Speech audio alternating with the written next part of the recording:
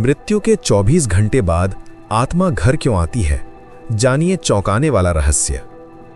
कैलाश पर्वत पर एक ऐसी रात थी जो किसी और रात जैसी नहीं थी। आकाश में तारे थे, पर उनकी रोशनी आज थोड़ी धीमी लग रही थी, जैसे वे भी किसी बात को सुनने के लिए रुक गए हों।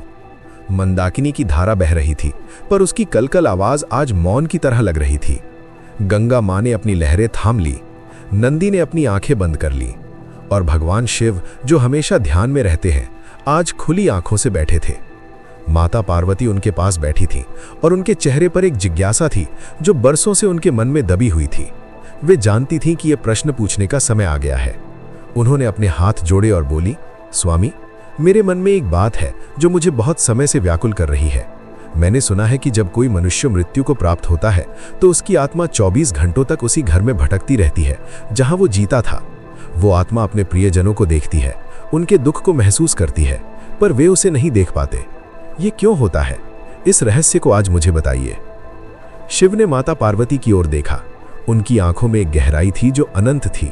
वे मुस्कुराए, पर वो मुस्कान उदासी से भरी हुई थी। उन्होंने कहा, देवी, तुमने वो प्रश्न पूछा है जो इस सृष्टि के सबसे गहरे रहस्यों में से एक है।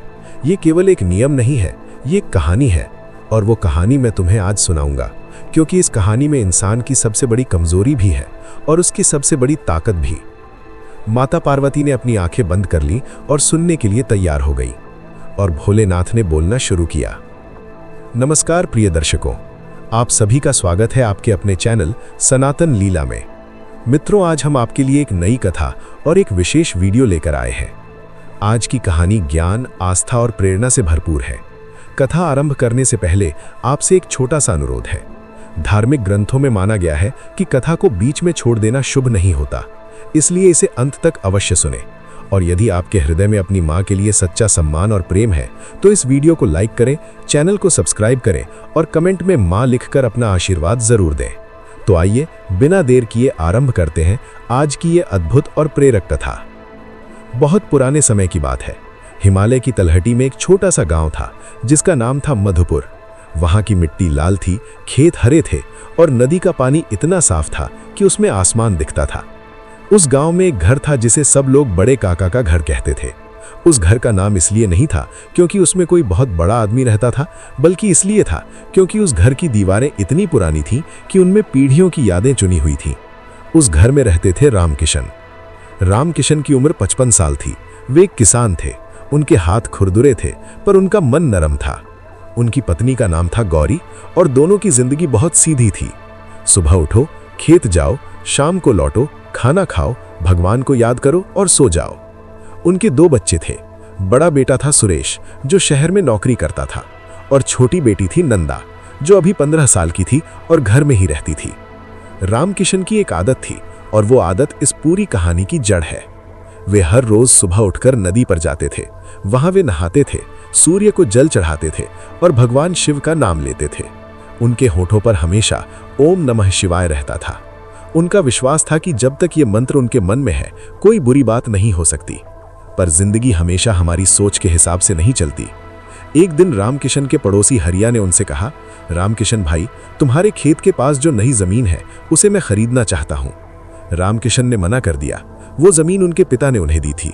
उसमें उनका बचपन था। हरिया ने मुस्कुराते हुए कहा, ठीक है, पर ध्यान रखना, वो जमीन जल्दी या देर से मेरी होगी। रामकिशन ने उस बात को नजरअंदाज किया और घर आ गए। पर इस एक बात ने उनकी जिंदगी की दिशा बदल दी, और वे उस वक्त ये नहीं जानते थे। उस साल मॉनसून देर से आया था। खेतों में फसल सूख रही थी। रामकिशन का कर्ज बढ़ रहा था। गौरी ने गहने बेच दिए थे। सुरेश की नौकरी चली गई थी और वो शहर से वापस आ गया था, पर उसके पास भी कोई उम्मीद नहीं थी। उस रात रामकिशन बहुत देर तक जागते रहे। उनके मन में बहुत तूफान था। वे सोच रहे थे, हमने क्या गलत किया? हमने तो हमेशा सच का रास्ता अपनाया। हमने कभी किसी का बुरा नहीं किया, फिर ये क्यों हो रहा है? उसी रात उनके सीने में एक अजीब दर्द उठा। पहले तो उन्होंने सोचा थकान है, लेट जाता हूं, पर दर्द कम नहीं हुआ, वो बढ़ता गया। गौरी उठ गई। उसने उन्हें पानी दिया, माथे पर हाथ रखा। नंदा घबरा गई और सुरेश को जगाया। रामकिशन की आंखों में कुछ ऐसा था जो गौरी ने पहले कभी नहीं देखा था। एक अजीब शांति, जैसे उन्हें पता चल गया हो कि ये रात अलग है। उन्होंने गौरी का हाथ थाम लिया। उन्होंने कहा, गौरी, मेरी एक बात सुनो। गौरी की आंखों में आंसू आ गए। वो कुछ नहीं बोली। रामकिशन ने कहा, उस जमीन को मत बेचना, वो जमीन हमारे बाप दादे का खून है, चाहे कुछ भी हो जाए। इसके बाद उन्होंने एक लंबी सांस ली और वो सांस उनकी आखिरी सांस थी। उस रात मधुपुर गांव में रामकिशन का दिल बंद हो गया। गौरी चीख पड़ी, नंदा रोने लगी। सुरेश ने अपने पिता को हिलाया पर वे हिले नहीं। पड़ोसी आए, फिर सारा गांव इकट्ठा हो गया और उस घर में जहां कभी हंसी थी, अब सिर्फ रोने की आवाजें थीं। पर जो कोई नहीं देख सकता था वो ये था कि रामकिशन की आत्मा अभी भी वहीं थी। जब रामकिशन की सांस रुकी तो उन्हें एक अजीब एहसास हुआ, जैसे किसी ने उन्हें बहुत भारे बोझ से आजाद कर दिया हो। जैसे वर्षों से जो थकान उनके शरीर में थी वो एक पल में गायब हो गई हो। उन्हें कोई दर्द नहीं था, कोई तकलीफ नहीं थी। पर जैसे ही उन्होंने अपनी आंखें खोली, उन्होंने देखा कि वे नीचे नहीं बल्कि ऊपर हैं। वे कमरे की छत के पास तैर रहे थे और नीचे अपने बिस्तर पर वे खुद लेटे हुए थे। ये देखकर उनका मन एक पल के लिए ठहर गया। वे समझ नहीं पाए कि ये क्या हो रहा है। पर फिर उन्होंने देखा कि गौरी उनके शरीर को थामे रो रही है और उस रोने की आवाज ने उनके भीतर कुछ तोड़ दिया। वे नीचे उतरना चाहते थे। वे गौरी को बताना चाहते थे कि मैं ठीक हूं, मैं यहां हूं, पर वे उसे छू नहीं सकते थे। उनकी आवाज उस तक नहीं पहुंच सकती थी। वे वहां खड़े थे, देख रहे थे और कुछ नहीं कर सकते थे। ये वो पल था जब रामकिशन को पहली बार समझ आया कि वे अब इस दुनिया में नहीं है, पर उनकी आत्मा अभी भी यहीं है। उसी पल एक रोशनी आई। वो रोशनी नीली थी, बहुत हल्की, बहुत शांत। उस रोशनी के बीच से एक आवाज आई, रामकिशन, तुम्हारा समय आ गया है, पर तुम्हें अभी जाना नहीं है, तुम्हें यहां रहना है 24 घंटे। रामकिशन ने उस रोशनी से पूछा, क्यों? क्यों मुझे यहां रहना है? मेरा परिवार रो रहा है, मैं उनकी मदद नहीं कर सकता, ये यातना है। वो रोशनी थोड़ी देर के लिए शांत हो गई, फिर बोली, ये यातना नहीं है, ये एक पूर्ण होने का समय है। उन सारी बातों को देखो जो तुमने जिंदगी में अधूरी छोड़ दी थी। उन सारे रिश्तों को महसूस करो जिन्हें तुमने पूरी तरह से कभी देखा नहीं था। ये 24 घंटे तुम्हारे लिए है, तुम्हारी आत्मा की शांति के लिए। रामकिशन ने अपने घर के हर कोने को उस रात देखा जो उन्होंने जीते जी कभी ध्यान से नहीं देखा था। उन्होंने देखा कि नंदा के कमरे में एक पुरानी डायरी थी। वे उस डायरी के पास गए और उसे देखने लगे। उसमें नंदा ने लिखा था, पिताजी को कभी नहीं पता चला कि मैं कितना उनसे प्यार करती हूँ। वे हमेशा खेत की चिंता में रहते थे, मैं बस उनके पास बैठना चाहती थी, पर मुझे लगता था कि मैं उन्हें परेशान करूंगी। रामकिशन की आत्मा कांपी। उन्हें याद आया कि कितनी बार नंदा उनके पास आकर बैठ जाती थी और वे कह देते थे, बेटा थोड़ी देर बाद बात करते हैं, अभी हिसाब किताब देखना है। और वो थोड़ी देर बाद कभी नहीं आया था। वे वहां खड़े रहे और रोते रहे, पर उनके आंसू कोई नहीं देख सकता था। फिर वे सुरेश के कमरे में गए। सुरेश अभी भी रो रहा था, पर रोते रोते उसने एक काम किया जो रामकिशन ने कभी सोचा नहीं था। सुरेश ने अपनी पुरानी गिटार उठाई जो बरसों से एक कोने में पड़ी थी और उसके तार छूने लगा। रामकिशन को याद आया कि एक बार सुरेश ने कहा था, पिताजी मैं संगीत सीखना चाहता हूँ, और उन्होंने कहा था, संगीत से पेट नहीं भरता, खेती सीखो। सुरेश ने संगीत छोड़ दिया था, पर उसका सपना कहीं भीतर जिंदा था। रामकिशन की आत्मा वहां खड़ी थी और एहसास हो रहा था कि उन्होंने अपने बेटे का एक हिस्सा मार दिया था, प्यार के नाम पर, अच्छाई के नाम पर। सुबह होने लगी थी, गांव के लोग इकट्ठे होने लगे थे। रामकिशन के शरीर को आंगन में लिटाया गया था, फूल चढ़ाए जा रहे थे। उसी वक्त हरिया आया, वे भी रो रहा था, वे भी फूल लाया था। उसने गौरी से कहा, भाभी बहुत बुरा हुआ, रामकिशन भाई बहुत अच्छे इंसान थे। गौरी ने उसकी बात सुनी और सिर हिला दिया। पर रामकिशन की आत्मा ने कुछ और देखा। उसने देखा कि हरिया के मन में एक और बात थी। वो सोच रहा था कि अब शायद गौरी जमीन बेच दे, क्योंकि अकेली औरत घर कैसे चलाएगी, कर्ज है, बेटा बेरोजगार है। रामकिशन की आत्मा क्रोध से भर गई। वे हरिया के पास गए। उन्होंने उसे पुकारना चाहा, चिल्लाना चाहा, पर वे कुछ नहीं कर सकते थे। और तभी उस नीली रोशनी की आवाज फिर आई, रामकिशन रुको, ये वक्त क्रोध का नहीं है। रामकिशन ने कहा, पर वो इंसान ढोंगी है, वो यहां सच्चे दिल से नहीं आया। वो आवाज बोली, हाँ, पर तुम भी तो एक बात छुपाए बैठे हो। याद है जब तुम जवान थे तब हरिया के पिता ने तुम्हारे पिता को कर्ज दिया था और तुम्हारे पिता ने वो कर्ज कभी नहीं चुकाया था। रामकिशन का मन डूब गया। हाँ, उन्हें याद था। उनके पिता ने कहा था, वे गलत लोग हैं, उन्हें कुछ देने की जरूरत नहीं। और रामकिशन ने भी वही माना था। उन्होंने कभी वो कर्ज नहीं चुकाया। आवाज ने कहा, हरिया के मन में जो बुराई है वे भी कहीं ना कहीं उसी पुराने घाव से आ रही है।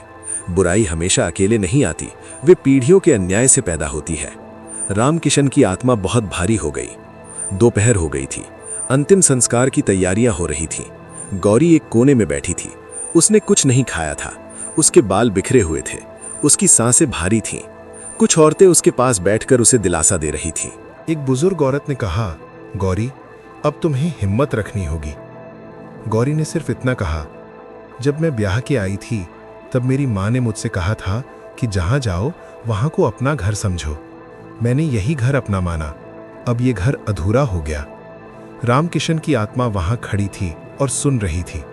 उन्हें याद आया कि कितनी बार गौरी ने कुछ मांगा था, पर उन्होंने कहा था अभी नहीं, बाद में। कितनी बार वो उनसे कहना चाहती थीं कि चलो किसी दिन कहीं घूमने चलते हैं, पर वे कह देते थे, खेती है, कहाँ जाएं। उनकी शादी को 25 साल हो गए थे, पर उन्होंने कभी गौरी को ये नहीं कहा था कि तुम मेरी जिंदगी की सबसे अच्छी चीज़ हो, क्योंकि ये कहना उन्हें पता नहीं था कि ज़रूरी है। पर अब जब वे देख रहे थे कि वो औरत किस दर्द में है और वे कुछ नहीं कह सकते, तो उनकी आत्मा में एक ऐसा दर्द हुआ जो किसी शब्द में नहीं आ सकता। वे गौरी के पास बैठ गए। उन्होंने उसके बालों पर हाथ रखना चाहा, और उसी पल गौरी ने कुछ अजीब किया। वो रुक गई। उसने चारों ओर देखा, जैसे उसे किसी की मौजूदगी का एहसास हुआ हो। उसने धीरे से कहा, रामकिशन। उस एक शब्द में इतना प्यार था, इतना दर्द था, इतनी उम्मीद थी कि रामकिशन की आत्मा रो पड़ी। वो आवाज़ फिर आई, रामकिशन, देखो, प्यार को शब्दों की ज़रूरत नहीं होती, पर यह भी सच है कि जो बात दिल में रह जाए वो अधूरी रह जाती है। इसीलिए आत्माएं लौटती हैं, ताकि कम से कम एक बार वे उन रिश्तों को पूरी तरह महसूस कर सकें जो जिंदगी में महसूस नहीं हो पाए। शाम हो गई थी। अंतिम संस्कार हो चुका था। घर में अब बस परिवार था, कुछ रिश्तेदार थे। बाहर दिए जल रहे थे। नंदा आंगन में बैठी थी और अकेले ही बात कर रही थी। वो रो नहीं रही थी। रामकिशन उसके पास गए। नंदा कह रही थी, पिताजी, आप चले गए और मुझे ये भी नहीं बताया कि जब खेतों में मेहनत करते थे तो आपको कैसा लगता था। आपने कभी मुझसे नहीं कहा कि बेटा तुम बहुत अच्छी हो, पर मैं जानती हूं कि आप मुझसे प्यार करते थे। रामकिशन की आत्मा को एक पुरानी याद आई। नंदा 6 साल की थी। बहुत तेज बुखार था। रामकिशन उस रात एक पल के लिए भी नहीं सोए थे। वे हर घड़ी उसका माथा छूते रहे। उन्होंने मन में भगवान से कहा था, प्रभु, मेरी बेटी को ठीक कर दो। उस रात की बात नंदा को याद थी। रामकिशन उसके सामने बैठ गए। उन्होंने उसकी आंखों में देखा। नंदा ने अचानक आंखें बंद कर ली, एक गहरी सांस ली। उसके चेहरे पर एक अजीब शांति आ गई, जैसे उसे किसी ने गले लगाया हो। आत्माएं छू नहीं सकती, पर वे महसूस करा सकती हैं। यही उस 24 घंटे का सबसे बड़ा रहस्य था। रात गहरी हो गई थी। घर में धीरे धीरे सब सो गए। सुरेश अकेला जाग रहा था। वो बाहर आंगन में बैठा था। आकाश में तारे थे। वो उन्हें देख रहा था। रामकिशन उसके पास आए। सुरेश धीरे से बोला, पिताजी, मुझे आप पर बहुत गुस्सा था। आपने कभी मुझे वो नहीं करने दिया जो मैं चाहता था, पर आज जब आप नहीं हैं तो मैं समझ रहा हूं कि आपने ये सब क्यों किया था। उसने एक रुक कर कहा, आप डरते थे। आप डरते थे कि हम भूखे न रह जाएं। आपको पता था कि दुनिया बहुत कठोर है और आपने हमें उस कठोरता से बचाने की कोशिश की। गलत तरीके से शायद, पर नीयत आपकी साफ थी। रामकिशन की आत्मा उस पल कांपी। उन्होंने कभी नहीं सोचा था कि सुरेश ये समझ पाएगा। सुरेश ने कहा, पिताजी, मैं आपसे माफ़ी मांगना चाहता हूँ। जब आप जिंदा थे मैं बहुत जिद्दी था। मैंने बहुत कड़वी बातें कही थीं। वे बातें अब मुझे तड़पाती हैं। रामकिशन की आत्मा ने वहां खड़े होकर एक काम किया जो वे जीते जी कभी नहीं कर पाए थे। उन्होंने अपने मन से सुरेश को माफ किया, पूरी तरह से, बिना किसी शर्त के। और उसी पल एक अजीब बात हुई। सुरेश ने ऊपर की ओर देखा और बोला, पिताजी, मुझे लग रहा है आप यहाँ हैं। वो रोने लगा, पर इस बार का रोना अलग था। इसमें राहत थी। रात के आखिरी पहर में वो नीली रोशनी फिर आई। उसने रामकिशन से कहा, रामकिशन, अब तुम्हें एक बात बताता हूं जो बहुत कम लोग जानते हैं। रामकिशन ने कहा, मैं सुन रहा हूं। वो रोशनी बोली, ये 24 घंटे सिर्फ आत्मा के लिए नहीं होते, ये परिवार के लिए भी होते हैं। जब कोई मरता है तो उसके जाने के बाद घर में एक ऊर्जा होती है जो परिवार को एक साथ लाती है। रामकिशन ने पूछा, तो क्या आत्मा यहाँ इसलिए रहती है कि परिवार को ठीक कर सके? वो रोशनी बोली, दोनों के लिए। आत्मा को भी ठीक होना होता है। जो रिश्ते जीते जी अधूरे रह जाते हैं, जो बातें कही नहीं जाती, जो माफ़ी मांगी नहीं जाती, जो प्यार जताया नहीं जाता, वो सब उस 24 घंटों में एक अदृश्य तरीके से पूरा होता है। रामकिशन ने कहा, पर हम तो कुछ कर नहीं सकते। वो रोशनी मुस्कुराई, तुम महसूस कराते हो। जब तुम सुरेश के पास गए तो उसे माफी का एहसास हुआ। जब नंदा के पास बैठे तो उसे प्यार का एहसास हुआ। जब गौरी के बाल पर हाथ रखना चाहा तो उसने तुम्हें पुकारा। ये सब इत्तेफाक नहीं था। रामकिशन की आत्मा को एक गहरा सुकून मिला। सुबह की पहली किरण आई तो रामकिशन की आत्मा गांव के उस पुराने शिव मंदिर की ओर गई, जहां वे हर साल महाशिवरात्रि पर जाते थे, जहां उन्होंने अपनी शादी से पहले प्रार्थना की थी, जहां नंदा के जन्म के बाद उन्होंने फूल चढ़ाए थे। उस मंदिर में शिवलिंग के सामने रामकिशन की आत्मा घुटनों पर बैठ गई। उन्होंने कहा, महादेव, मैं आज समझ गया कि मैंने क्या खोया। मैंने वो सब पाने की कोशिश की जो जरूरी था, पर जो सच में जरूरी था उसे देखना भूल गया। शिवलिंग के चारों ओर की हवा भारी हो गई। एक गहरी आवाज आई जो न किसी दिशा से थी और न किसी जगह से। वो आवाज सीधे रामकिशन की आत्मा के भीतर से आ रही थी। वो आवाज थी स्वयं भगवान शिव की। रामकिशन, तुम पहले इंसान नहीं हो जो यहां आए हो, और तुम आखिरी भी नहीं होगे। ये जो सीखा है तुमने, ये सीख लेना ही मुक्ति का पहला कदम है। रामकिशन ने पूछा, प्रभु, तो क्या हर आत्मा यही करती है? शिव ने कहा, हर आत्मा इन 24 घंटों में अपनी एक अधूरी जिंदगी को देखती है। कुछ को पश्चाताप मिलता है, कुछ को शांति, और कुछ को वो माफी मिलती है जिसकी वे हकदार थे पर मांग नहीं पाए। 24 घंटे पूरे होने वाले थे। रामकिशन की आत्मा एक बार फिर अपने घर वापस आई। उन्होंने हर कमरे को एक बार देखा। रसोई जहां गौरी ने हजारों बार खाना बनाया था, आंगन जहां बच्चे खेले थे, वो पुराना पेड़ जिसके नीचे वे शाम को बैठते थे। उन्होंने वो दरवाजा देखा जिसे उन्होंने खुद बनाया था जब घर बसाया था। उन्होंने वो दीवार देखी जिस पर उन्होंने और गौरी ने नंदा के नाम का पहला अक्षर लिखा था जब वो पैदा हुई थी। ये घर सिर्फ मिट्टी और पत्थर नहीं था, ये उनकी जिंदगी थी। वो नीली रोशनी फिर आई। रामकिशन, समय आ गया है। रामकिशन ने कहा, मुझे अभी एक काम करना है। वो रोशनी बोली, बोलो। रामकिशन ने कहा, मैं चाहता हूं कि गौरी को एक बात पता चले कि मैं उससे बहुत प्यार करता था, कि उसने मेरी जिंदगी को पूरा किया, कि मैंने कभी ये नहीं कहा पर हमेशा महसूस किया। वो रोशनी बोली, ये तुम्हारी आखिरी इच्छा है? हाँ। उस पल गौरी अपने कमरे में थी। वो सो नहीं पाई थी। वो रात भर जाग रही थी। अचानक उसने महसूस किया कि उसके कंधे पर कोई हाथ है। उसने पलटकर देखा, कोई नहीं था, पर उसने कुछ और महसूस किया। एक गर्माहट, एक शांति, एक एहसास जो शब्दों में नहीं कहा जा सकता। गौरी की आंखों से आंसू बहे, पर इस बार के आंसू अलग थे। इनमें दुख था पर साथ में एक अजीब राहत भी थी। उसने धीरे से कहा, ठीक है, मैं ठीक हो जाऊंगी। रामकिशन की आत्मा मुस्कुराई। पहली बार उस मुस्कान में कोई बोझ नहीं था। वो नीली रोशनी बहुत बड़ी हो गई। रामकिशन की आत्मा उसकी ओर बढ़ने लगी, पर जाने से पहले उस रोशनी ने एक बार और कहा, रामकिशन, ये जो तुमने देखा ये सब तुम्हारे लिए था। अब तुम जाओगे, पर जो तुमने सीखा वो तुम्हारे साथ जाएगा, और अगले जन्म में अगर तुम फिर आए तो शायद वो इंसान थोड़ा और जागरूक होगा, थोड़ा और पूरा होगा। रामकिशन ने पूछा, क्या मेरा परिवार ठीक रहेगा? वो रोशनी बोली, जो बीज तुमने छोड़े हैं, जो प्यार तुमने इस 24 घंटों में अदृश्य रूप से दिया है, वो काम करेगा। गौरी हिम्मत रखेगी, सुरेश अपना रास्ता खोजेगा, नंदा तुम्हें हमेशा याद रखेगी, और हरिया एक दिन वो गलती सुधारेगा जो उसके बापू ने की थी। रामकिशन की आत्मा ने एक आखिरी बार अपने घर की ओर देखा, और फिर वे उस रोशनी में समा गए। भोलेनाथ चुप हो गए। माता पार्वती की आंखें भीगी हुई थीं। उन्होंने कुछ देर बाद पूछा, स्वामी, तो क्या यही कारण है? हर आत्मा इसीलिए लौटती है? कैलाश पर्वत पर वो रात अब खत्म हो रही थी। सुबह की पहली किरण आ रही थी। माता पार्वती की आंखें भीगी हुई थीं, पर उनके चेहरे पर एक शांति थी। शिव ने कहा, देवी, इस कहानी को जो भी सुने उसे ये आशीर्वाद दो कि वे अपने रिश्तों को पूरी तरह जिए।